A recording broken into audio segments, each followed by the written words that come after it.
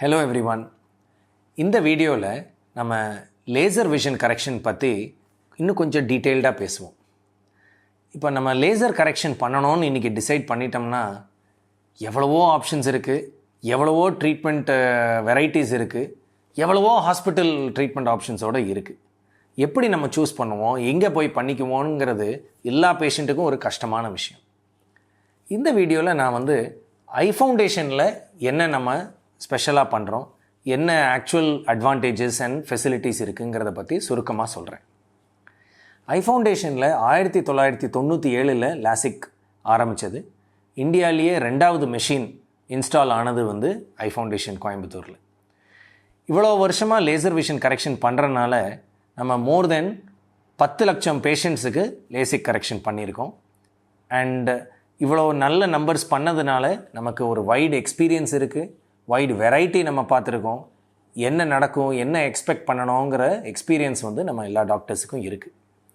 இது மட்டும் இல்லை, நம்மகிட்ட இவ்வளோ வருஷத்தில் 97லேருந்து ஆரம்பித்து இப்போ வரைக்கும் என்னென்ன அட்வான்ஸ் டெக்னாலஜி வருஷம் இல்லை 2-3 வருஷத்துக்கு ஒரு தடவை வருதோ எல்லா டெக்னாலஜியும் அவைலபிளாக இருக்குது.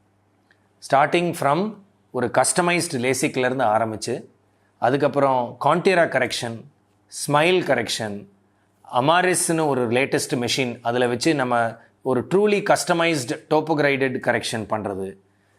ஸ்மைல் அப்படிங்கிற ப்ரொசீஜரில் நம்ம கருவழியில் எந்த விதமான ஒரு ஃப்ளாப்போ கட்டோ இல்லாமல் டைரெக்டாக நம்ம சர்ஜரி பண்ணுறதுலையும் வேறு வெரைட்டி வந்தாச்சு.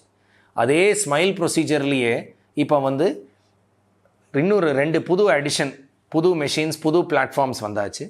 அதில் ஸ்மைலோடு சேர்ந்து சில்க் அப்படின்னு ஒரு மெஷின், அது எலிட்டாங்கிற ஒரு கம்பெனி பண்ணுறாங்க.